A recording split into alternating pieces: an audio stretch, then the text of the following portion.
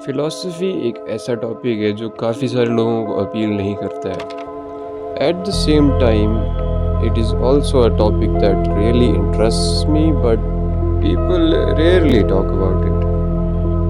और इस टॉपिक पे बात करने से पहले मैं कुछ चीज़ें एस्टैब्लिश करना चाहूँगा। जैसे मैं कोई बड़ा ज़्यादा सोशली एक्टिव इंसान नहीं हूँ, ना ही मेरी पर्सनैलिटी इतनी करिस्मेटिक है कि लोग मेरे को ज़्यादा एडमायर करते हैं, ऐसा कुछ भी नहीं है। और जो आइडियाज़ इस वीडियो में कवर होने वाले हैं वो सिर्फ मेरी खुद की अंडरस्टैंडिंग है इन चीज़ों की, और अलग लोगों के लिए उन चीज़ों का मतलब अलग हो सकता है।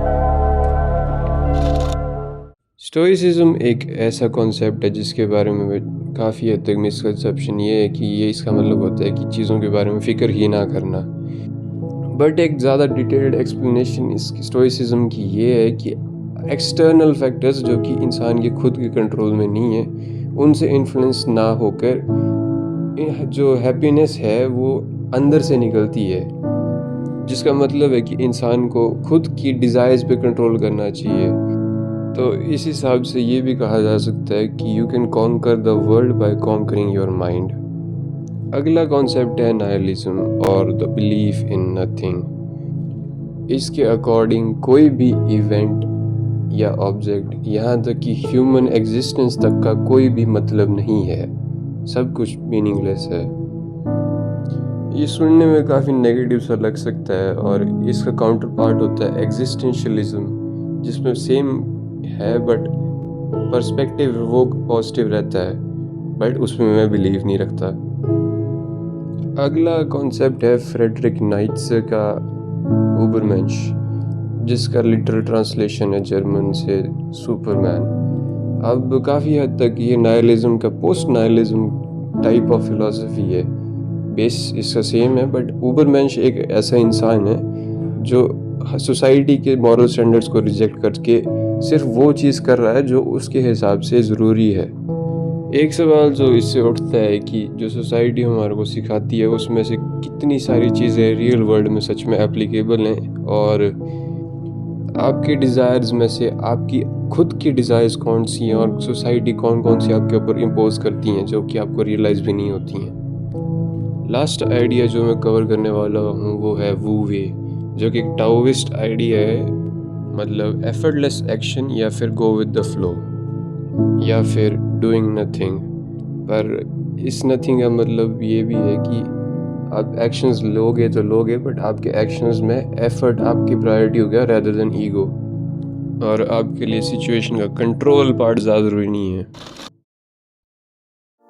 इस बुक का ऑथर एक डिवोर्स काउंसलर था, और इस बुक में मेन चीज़ें जो हाईलाइट की गई हैं वो ये है कि जो औरतें हैं वो चाहती हैं कि उनकी प्रॉब्लम्स कोई सुने, सिर्फ सुने, जबकि मैन चाहते हैं कि उनकी प्रॉब्लम्स का कोई सोल्यूशन निकाले।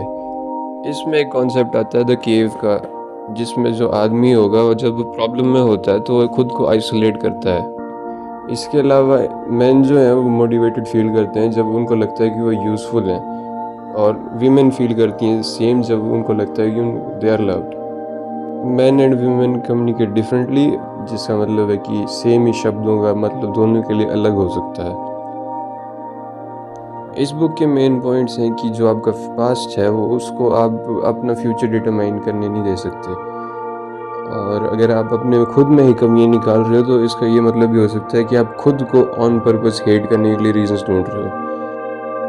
एक काफ़ी स्ट्रॉन्ग आइडियोलॉजी जो है वो है कि इस बुक के हिसाब से there is no cause, there is only effect, और जो आपका इफ़ेक्ट होगा उसके लिए आप खुद कॉज ढूंढोगे।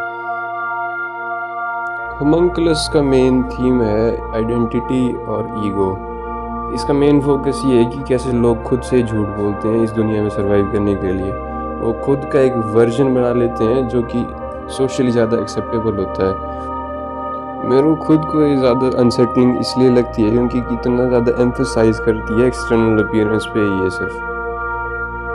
फ्रैंकेनस्टाइन्स मॉन्स्टर का कॉन्सेप्ट ये है कि फ्रैंकेनस्टाइन एक परफेक्ट बीइंग बनाना चाह रहा था, बट जो उसने बनाया वो विजुअली अट्रैक्टिव नहीं था, और जो क्रिएचर बना उसे सोसाइटी ने based on external appearances as a monster treat किया था।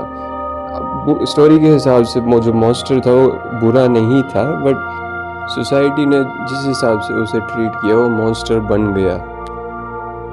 वेगाबॉन्ड कवर करती है एक mental transition from a young boy जिसको लगता है कि फिजिकल स्ट्रेंथ इज़ एवरीथिंग, और टाइम के साथ जैसे जैसे वो ग्रो करता है उसे रियलाइज़ होता है कि माइंड के ऊपर कंट्रोल करना जितना ज़रूरी है।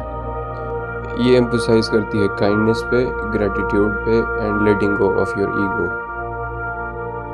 फाइट क्लब का कॉन्सेप्ट ये है कि जो मॉडर्न वर्ल्ड है it is devoid of purpose. Story काफ़ी हद तक क्रिटिसाइज करती है मटेरियलिज्म और कंज्यूमरिज्म को, और एक काफ़ी स्ट्रॉन्ग कोट है इसमें, the things that you own and up owning you. Consumerism के ऑपोजिट एंड पे जो मेगा कंपनीज होती हैं वो आपकी इनसिक्योरिटीज़ पे फीड करती हैं। वो कभी भी आपको एक परफेक्ट प्रोडक्ट सेल नहीं करेंगी, वो हमेशा चाहेंगी कि आप उनसे और ज़्यादा की उम्मीद लगा के रखें। इसके अलावा एक और एम्फसिस है आपकी खुद की लाइफ पे कंट्रोल। आप सोशल नॉर्म्स के हिसाब से अगर चलते रहोगे तो आप खुद की हैप्पीनेस को प्रायोरिटाइज नहीं कर पाओगे। So you have to break free of the expectations and be what you want to be. After all it is your life and it is ending 1 minute at a time. तो इस video को बनाने का मेरा main reason था confusion जो कि create हुआ है एक्सपेक्टेशंस और रियलिटी के डिफरेंस की वजह से। एक्सपेक्टेशंस जो मीडिया पुश करता है in form of movies, music, art and even fiction, क्योंकि ज़िंदगी जो है एक बहुत बड़ी चीज़ है, और अनलाइक दिस थिंग्स जो कि काफ़ी स्मॉल स्केल पे चीज़ों को डिपिक्ट करती हैं, लाइफ में किसी भी चीज़ की कोई गारंटी नहीं है। And one can argue that it's all a matter of perspective as well. और I personally hate social media, क्योंकि सोशल मीडिया एक कम्प्लीटली अलग ही लेवल पे फॉल्स इमेज बनाता है सोसाइटी की। इन दी एंड हो सकता है कुछ चीज़ें मैं ज़्यादा अच्छे से एक्सप्लेन ना कर पाया हूँ, बट मैं आपसे एक सवाल पूछना चाहूँगा, आपके हिसाब से what is the purpose of life? और एज बोनस कुछ गानों के लिरिक्स जो कि मेरे को लगता है कि आर वर्थ थिंकिंग अबाउट।